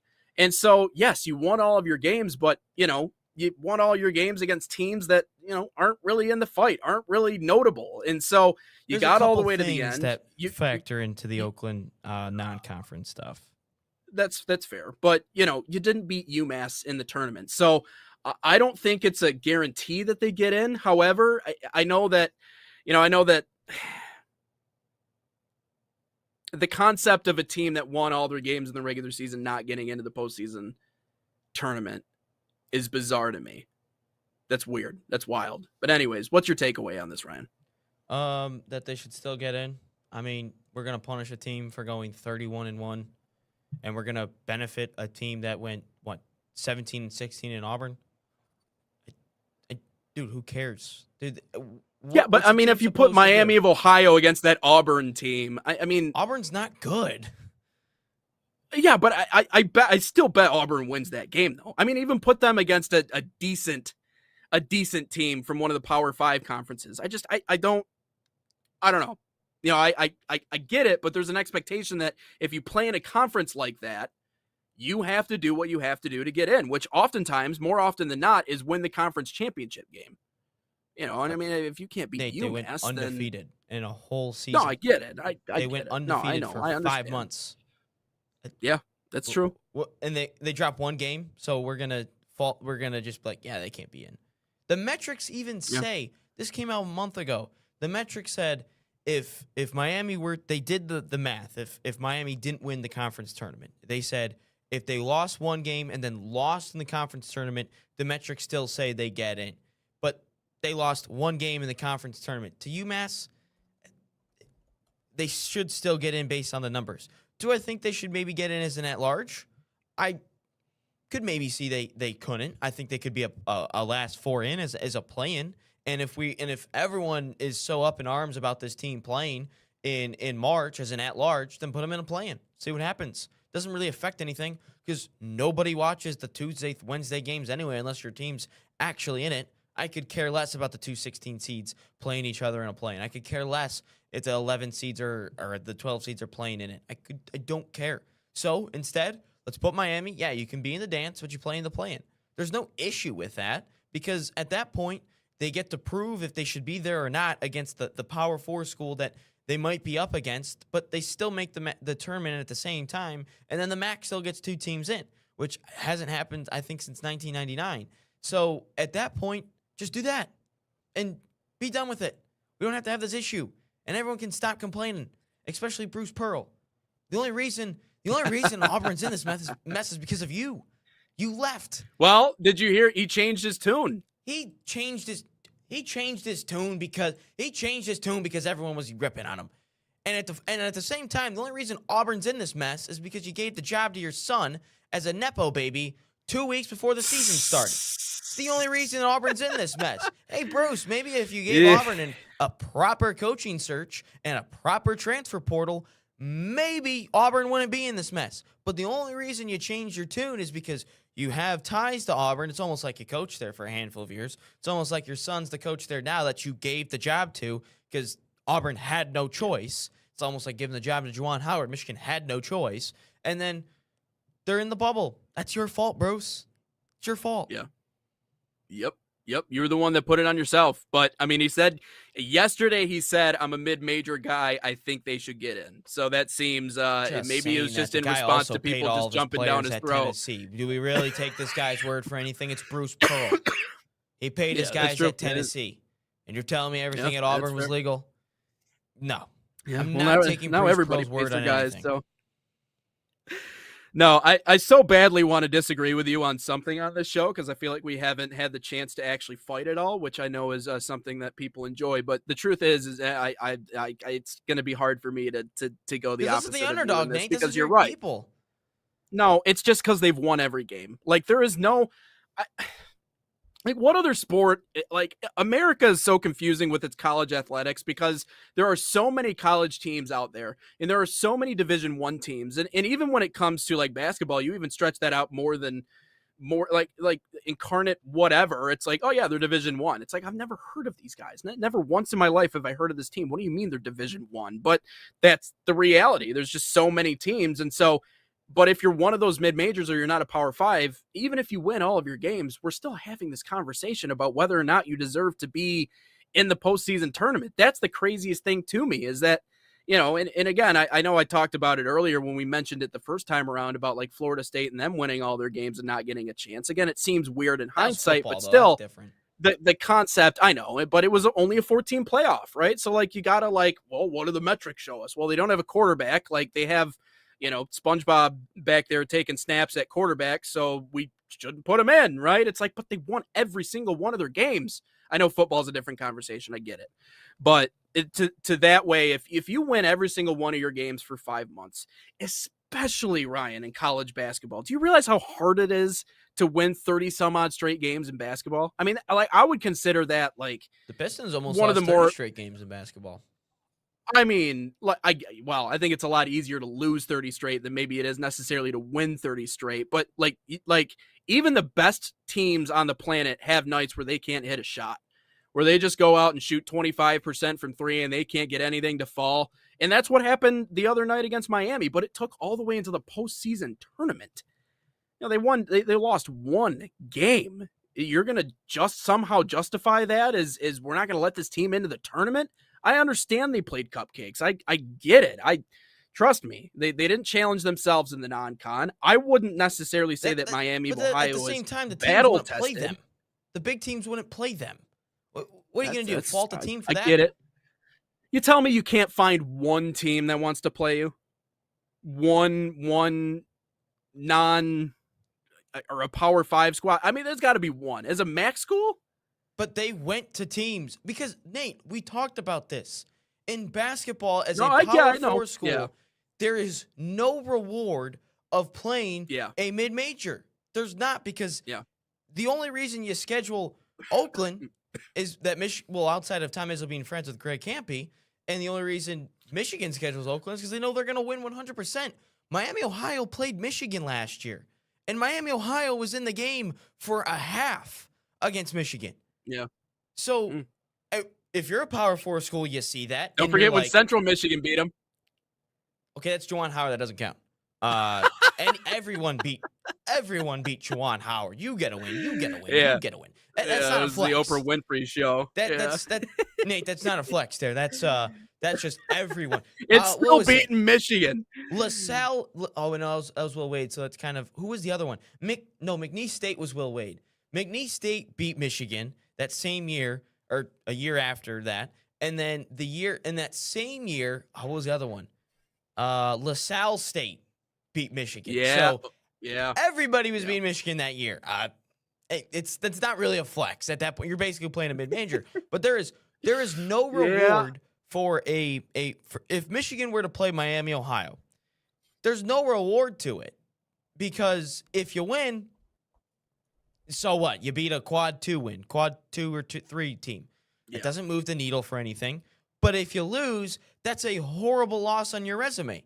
So if you're at a Power 4 school trying to play Michigan, or trying to play Miami, Ohio, there's no reward in this thing, because you don't get a benefit. Like, the benefit of you winning compared to the consequence of you losing is way greater than the win.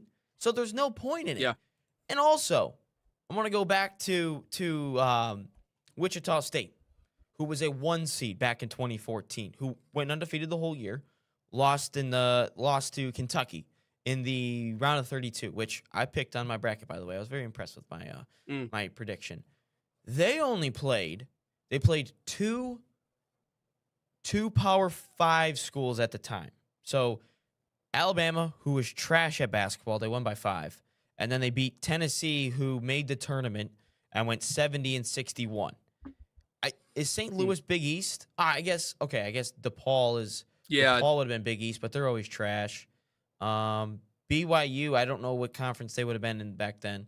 But, like, you get the point. Like, Wichita State was a 1 seed, and they didn't have that crazy hard of a schedule.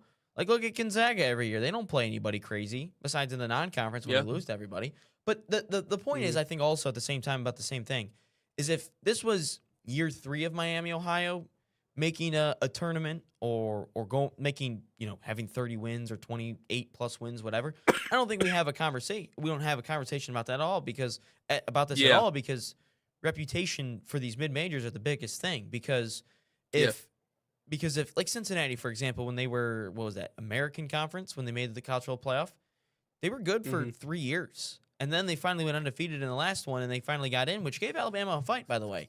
But for these mid-majors, I don't understand why, but you have to, I mean, I do understand why, but you have to be good for 3 years, 4 years to kind of really get that benefit of the doubt. And Miami, Ohio does not have that. They do not have that benefit of the doubt yet.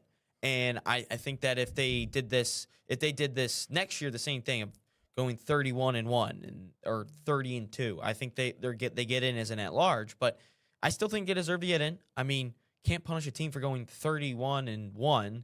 I mean, if we're gonna give Wichita State a 1 seed after going 35-1, like if this was Kentucky undefeated, yeah, they'd still be a 1. But Wichita State got a 1 seed, a 1 seed, and they lost in the second round. So I don't see the issue why they shouldn't get in. I still think they should get in as like a 12 or play-in as 11. That's what they should do.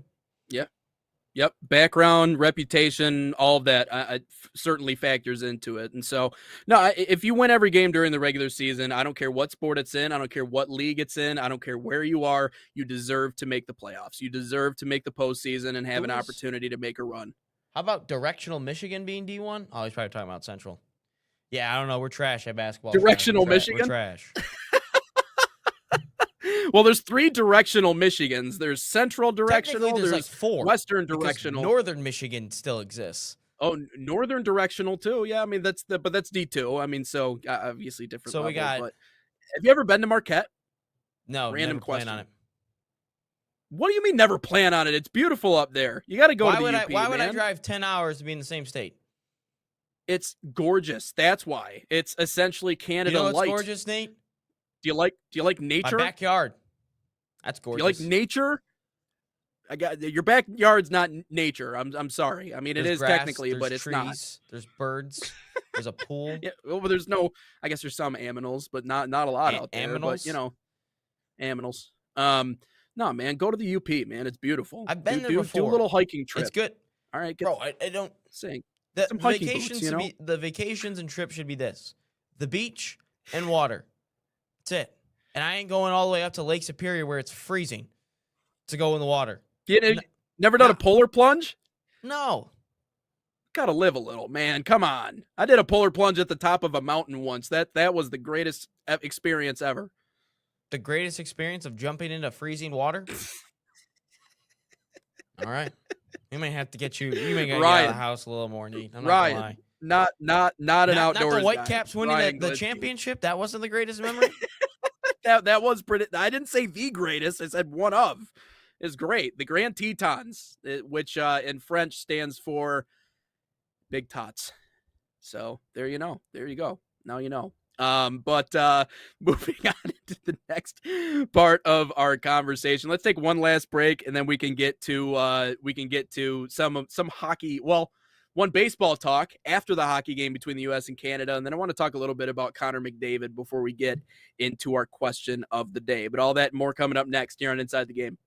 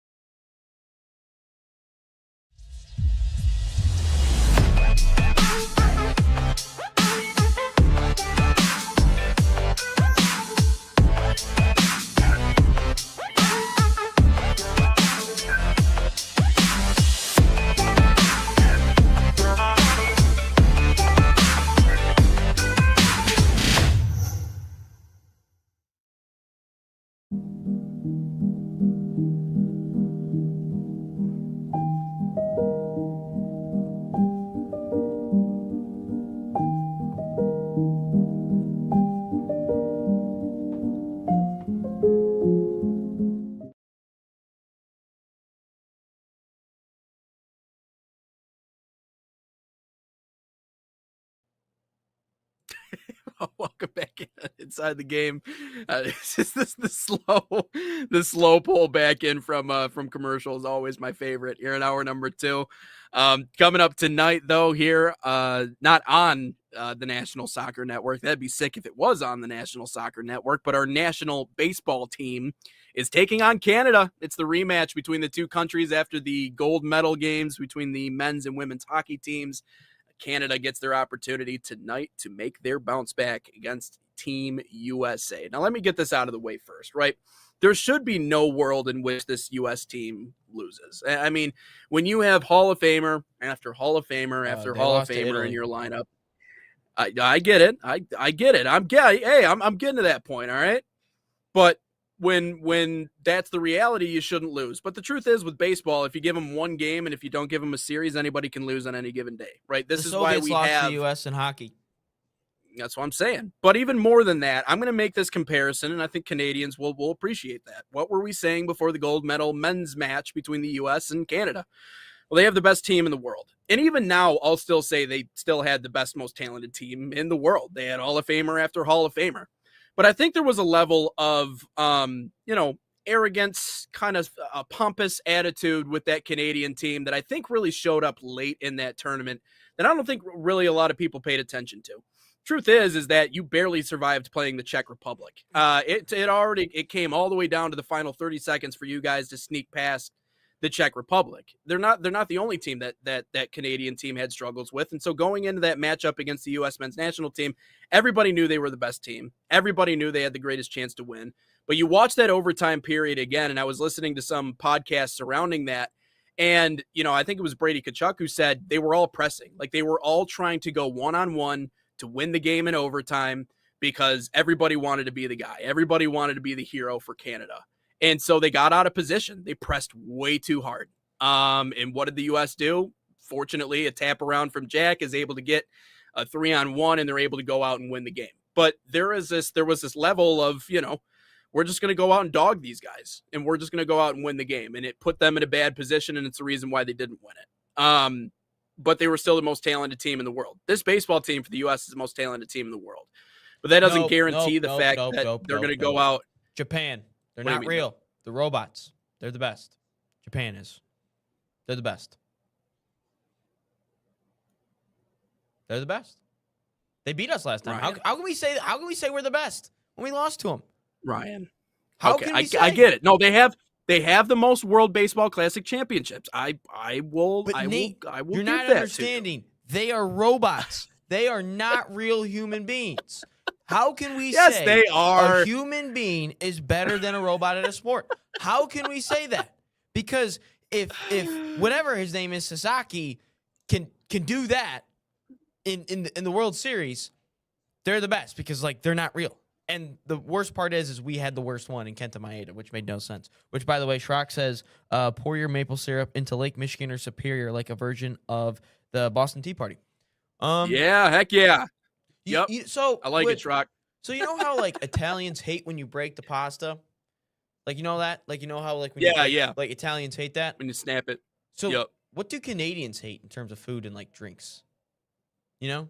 Because you ever well, see, they don't have Dr. Pepper, I'll tell you that much. I tried ordering a Dr. Pepper and they're like, what the hell are you talking about? So Dr. Pepper's over. So all my Dr. Pepper lovers up there, ass. They don't have Dr. Pepper. The thing is it's hard for me to bash on Canadian food because the first thing I think of is Tim Hortons, and that's the best coffee place on the planet. I don't drink coffee. Well, you should. You're going to when you get a little bit older, get a few years under you, you'll drink it. You'll come to appreciate it. We gotta find out what the Canadians hate because I need to go to a game and just do I pour maple syrup on the ground? Is that what I have to do? Well, I think the facility would probably hate that. It's not about do that, but would I have to throw Timbits on the ground? Probably. Oh, Timbits. I didn't even think about that. Yeah, you're right. That is Canadian, isn't it? Well, it's Tim Hortons, so yeah. I mean, I don't know. Probably just put a tariff on whatever they're buying at the stadium. I guess if you're Canadian born, I guess that would probably. But no, we can't. Them off, okay, back to the point.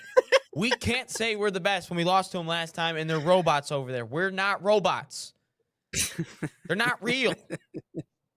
That is fair, and they do have the most World Baseball Classic titles. I think part of that is because obviously they take it far more seriously than maybe the U.S. has in previous years. Because I do think there's just and that circles back to my point, right? That's what's scariest to me about going into this matchup tonight against Canada, because it just strikes me as, and even just looking at the way that this team moves in the U.S., we got to get away from this. We got to get away from this pompous, arrogant way that we play the game. We really do.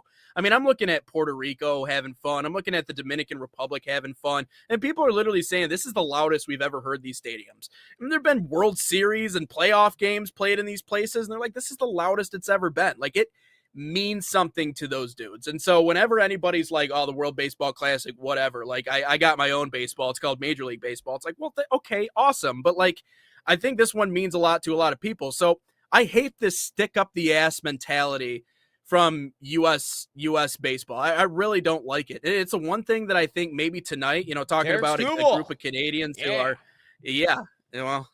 I think that has more to do with contractual obligations than it does necessarily anything else. But that's basically what it is. No, it's because Ryan, would you be surprised if I told you that every pitcher in Major League Baseball has a pitch limit for the offseason, in spring training and in season? Like literally all of that is scheduled now for every single pitcher. But Skubal I get it. So Skubal just makes a show out of it. Well, he showed up. Okay. They wanted him to pitch, Ryan. Huh? They wanted him to pitch. It's not like he showed up late at the party and made himself they wanted him to pitch, obviously. I don't know why it was Brazil he had to pitch against. I wish it was Italy, but like to each their own. That's why I loved when he gave up the first pitch bomb. I loved that so much. Like just to see Skubal get that, like, dude, you're going to call me not American for not wanting to wake up and watch a hockey game, but you're cheering for Great Britain to hit a home run off of Tarek Skubal. That's the most un-American thing I have heard all week on this podcast. Cut it, clip it, send it, because you're a commie. I don't like Skubal. I don't like Skubal. That makes you a commie, so there you go. I think Skubal might be the first Detroit athlete I've never liked. Well, I did like Skubal, but this whole offseason is really not. He's the first Detroit athlete I think that I haven't liked. Trying to think if there's not a that tells me that you're young. Maybe well, not for performance. Like I guess all the other things. Like there's probably players I don't like because they're trash. But like in terms of everything else, I just haven't really liked. Like I don't have. Who else is like? I mean, Joe Nathan I never really liked because he was just buns. Are we just talking baseball here? I thought you meant like just he's the first one I thought of. Detroit sports in general. Oh, okay. All right. I mean, I liked Sue. I thought he was really good. Like as much of an asshole as he was, I really liked Sue. I thought he was a great football player. Did you see that recent interview about he was saying that the Lions didn't want him back, that he wanted to come back, but the Lions didn't want him? It checks out. It's Sheila Ford or it's Martha running stuff. Nothing got done. Yeah. Kelvin Johnson still didn't get like $1 million until like 2 years ago. So that makes sense. It's the line. They're trash. Yeah. But there's not a Piston that I dislike because they're all. I guess I never liked Killian Hayes because he just pissed me off the way he played basketball. How do you airball a floater, Killian? Yeah. How do you airball How can you not? You can only shoot with one hand. You can only use one hand. How did we not figure this out beforehand? Like, he'll develop the other hand of it. No, he didn't. He didn't even come close to it. But no, anyways, all that to be said, game tonight against Canada, big one for US. And man, let's hope they pull it out, because if not, they're gonna give it right back to us the way we gave it to them. And I know maybe a lot of those guys were born in the US, but a lot of them were born in Canada and they have Canadian blood, and Canada's getting bigger with the game of baseball. Canada continues to improve in that way. So, and they got the psycho that is Josh Naylor. So that'll be a fun one to watch. But getting into our final topic here today, I just wanted to mention this one quickly, and I'm sure you'll have something to add about it. I know you're not a big hockey guy necessarily, Ryan, but you know some of the storylines, and obviously after watching the Olympics, you know a lot about this. Connor McDavid, joke artist. He's a broken man. He loses all the time. There is something that we've seen out of Connor McDavid since the Olympics that, not to say that we haven't seen before, because I think he's always played with an edge, but it's what we call the villain arc, if you will. And the villain origin story, normally in most movies or epics or anything else that you watch, starts with some sort of traumatizing event, or maybe a series of traumatizing events. Not just one, but a slew of them who all have a similar theme. Like they all remind you of one thing, and that's, you're not that. You're not the guy, right? And when I look at Connor McDavid, you're not that guy, pal. But quickest to 100 points, Conn Smythe winner. Multiple trips to the Stanley Cup, and yet you're known by some, and I'm sure the voices in his head probably confirm this, you're Mr. Second Place. You're the bridesmaid, never the bride. Maybe in individual accomplishments, you are the bride, but certainly in team accomplishments, you're not. And last night he had his first career fight, but someone who has been the biggest almost in the game, maybe, getting close to the history of the game. So for Connor McDavid, I think the gold medal game broke him, and we're seeing a level of play out of him that we've never seen before. It did break all of Canada. And I'm not going to lie, and I know it's weird to say this 4 years ahead of time, but between what Macklin Celebrini is doing right now and the way Connor McDavid is playing, that's a Canadian team that's going to come back twice as strong, or even you could just go with the Worlds a couple years from now, if they end up there. That's true. But yeah, McDavid was broken by USA Hockey, and you see it in the way he's playing, and you see it in the way there's a certain anger behind Connor McDavid right now. And I always hark back to that, speech that he gave to the team in the locker room where, they had to kind of block off the camera because they got him during Game 7 yelling at his teammates. And that's the kind of player he's always been. But I think getting silver at the Olympics was salt in the wound, and it was something that was just a bit too much, because you even heard a lot of those players on the U.S. side talk about how that one almost meant more than winning a Stanley Cup. It did for the fans. It did for a lot of the players. You realize, because it's only once every 4 years, you're only going to get this opportunity. It took 16 years between the last time we played them in a gold medal game with NHL players and then obviously this year. That's something that sticks with you for a lifetime. And the fact that he was in the middle of that play, if he hustles even a little bit more, he's able to intercept that puck that reaches Jack Hughes, and they don't end up losing that game.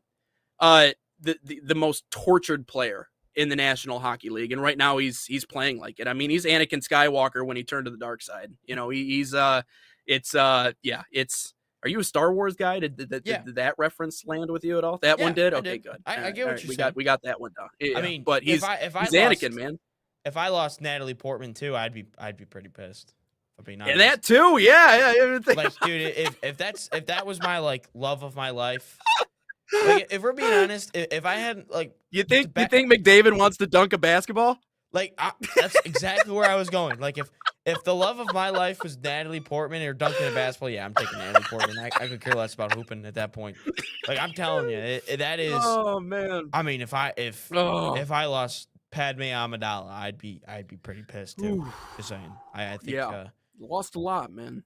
But no, lost a lot. But back to McDavid. I mean, you lost 2 Game 7s to the Florida Panthers, and then you lose the gold medal this year. So you've had 3 finals you've been in, and you've lost all 3. And in one of them, I mean, I don't know who was the favorite in the island or with the Oilers and the Panthers. I don't know who the favorite was in those, but you were the clear favorite in the USA-Canada game, and you lost. And the whole 3-on-3 thing, I could care less about what it was. But, no, you gotta win something. And this guy's been portrayed as, the greatest thing since Jesus Christ, which, I mean, he's a stud individually, but you got to win something eventually. I mean, I don't know how old he is, but he's getting – okay, I thought Schrock was gonna piss me off here for a second, but he was good. He was right. He said Padme. What did he say? He said Padme with the greater sign over Ray. I thought it was the other way around. I thought it was the other way around for a second. I'm not gonna lie. If that was said, I think I'd just end the podcast right here. No question of the day. No nothing. But no. Hey, at least we got a minute 50 in before Schrock shut us down. But I mean, you got to win something eventually. I mean, you can't be. Yeah. It's the same thing with Izzo, man. Like, you've got to win something. You've got to get there eventually. Like, you get there, you got to win it. You can't just. Yeah. We can't just do this. Like, well, we made it. We did this. No. Go and win something. Yeah. I get how great you are individually, but go win something. You can't get Sidney Crosby comparisons or any of those other guys No. until you actually win one. There's no way. I mean, yeah, we can talk about how talented you are. You'll be a part of that list of guys who never got the job done. But we can't throw around Crosby comparisons or anybody else until you actually do the thing, until you actually win a Stanley Cup. So, no, 100%. The U.S. hockey has created a villain. The U.S. has created multiple villains throughout the course of history. However, in hockey, they have created one villain, and that is Connor McDavid. So I'll be interested to see, man, how it ends up panning out this year. Obviously, still in line. They could go out and win a Stanley Cup, but we'll see how that all that works its way out. But let's get into question of the day. Question of the day brought to you by Salt Athletic, an official sponsor of us here at the National Soccer Network. And question of the day: use promo code NSN15 to save 15% off that number one smell-proof cleat bag that 100% Smell works. poop. Yep, smell poop.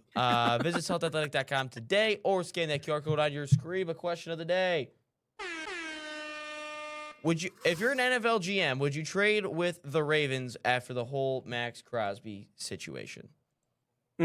I think it's weird, and I think it's suspicious, and I heard this mentioned yesterday, and it's a great point. You knew about the MCL before you made the trade. Like, there's no way you didn't know. Yeah, you didn't. They didn't know, and so maybe it was just a situation of, and this is what Dan Orlovsky was saying the other day. Did you know the extent of the injury? Like, what did the doctors tell you? What detail did you miss in that transaction before doing your own and realizing that he wasn't good enough to go? This reminds me a lot, and I know you're not a baseball guy.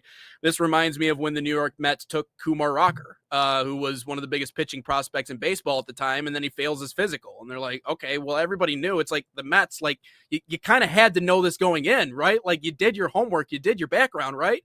No, they got trigger happy, and they went after the guy they knew they wanted. And so maybe that's why other teams in the NFL didn't make a deal for Max Crosby, because they realize he's dealing with that meniscus. And so, no, I would have hesitations in dealing with the Ravens 100%, because I just don't think they do their homework, and maybe they're a little bullish in the way they go about things. I know you and I said that we would give up something similar, if not the same exact thing that the Ravens did to get Max Crosby. But there's this saying that sometimes if it sounds too good to be true, it's because it is. And I think for the Ravens, with what they gave up for Max Crosby, from the beginning, it felt almost too good to be true. From the beginning, it almost felt like the Raiders are like, you know what? Maybe he's not quite who he used to be. So, yeah, we'll let him go for what exactly you're offering us, which in my opinion was not that much. It wasn't a haul necessarily for the Raiders. 2 firsts. Okay, you're right. 2 firsts. You're right. That is pretty damn good. 2 firsts is a haul. But for Max Crosby, it seems like a no-duh, but when you factor in the meniscus and everything else, it just seems like they got trigger happy, right? So that's the thing that kind of screwed the Ravens over. I would say it'd be a little bit dicey next time, but at the same time, you still got to blame the NFL in all this situation, because the rule was it's not processed until Wednesday. I said this yesterday, like, you can't blame the Ravens the whole time, because the rule is you can agree on something on Monday, or I think they were Sunday, and it's not finalized until Wednesday. So what do? Yeah. Well, there's this injury that's going on. Maybe a little serious. Let's check it out real quick. Hey, Trey, what you up to? Yeah. Oh, you want to come? How much? $4,112,000. We don't got to trade any picks for you. All right. Hey, tell the Raiders we don't want it. We don't want Max. Yeah. Like, that's. I mean. Yep. Is it scummy? Yeah, but at the same time, they're in the business of winning a Super Bowl. Well, trying to win a Super Bowl. Trying to win. I wouldn't say in the business of winning it this year, but they're trying to contend, and sometimes you got to do some dirty things to win something. Shout out Bill Belichick all those years. You walked the fine line. And I think the Ravens, I would be a little hesitant to trade with them again, for sure. But, at the same time, I can't fault them, because that's the rule. So, fault the NFL. Yeah. Yeah. And, we'll see. I mean, you hope that Max Crosby doesn't go off this year and have a great season, because then obviously something in hindsight that would suck for the Ravens. It also sucked for the Lions too, because, I mean, he just hearing that he went to Baltimore and now hearing his commitment, saying, quote, I'm a Raider, it is just a little disappointing, because I thought he could obviously be another big proponent of that defense, but we got to deal with the secondary first with everything that's going on there, because I just don't think it's a barren wasteland from what my view is. I know we got another center that's good, so I know we added another piece there. I think maybe you keep one of your veteran guys on the offensive line, and then obviously adding Pacheco I think is good. Is he as good as David Montgomery? Is he the same kind of combo back? I don't know, but he is a powerful runner. And so that's, I guess, in a short yardage situation, Pacheco is the kind of guy that he wants to be here, unlike David. So, you're talking about the press conference a little bit earlier and what he was saying. So he's fired up. I like that. He's bought into it. And so I think they found a good replacement for him. Obviously, for Lions fans, it's tough news seeing David Montgomery go. But I think on the offensive side, it's been good. But again, the defense is just, you said it. Brad Holmes needs to be held responsible for the debacle that really is the defense right now. And so how do they fix that? I don't necessarily like the patchwork component of what this team has become, because I don't think that, that necessarily reaffirms that our window is still open, but doing what they have to do to fill out those spots. So yeah, definitely unfortunate, but go Lions, man. Go Lions. Go Lions. That'll wrap up episode 249 here on Inside the Game. It's been another fun week here on the National Soccer Network. Again, 250 coming up on Monday, halfway to 500 episodes. If you're following along during us in our show live, make sure you give us a follow on social media at National Soccer Network, as well as Sports Nation TV, where we post all of our content. I know our Instagram, TikTok pages continue to blow up and grow. Shout out to Ken Seelman for dropping a comment on today's show and getting those 4 tickets. Also to our friend Tanner White and doing those indoor insights for the MLIS and the WMLIS. A lot of fun stuff coming up this weekend. And until we talk to you guys for 250 on Monday, my name's Nate Wangler. That's Ryan Glinsky. We'll talk to you next time here on Inside the Game.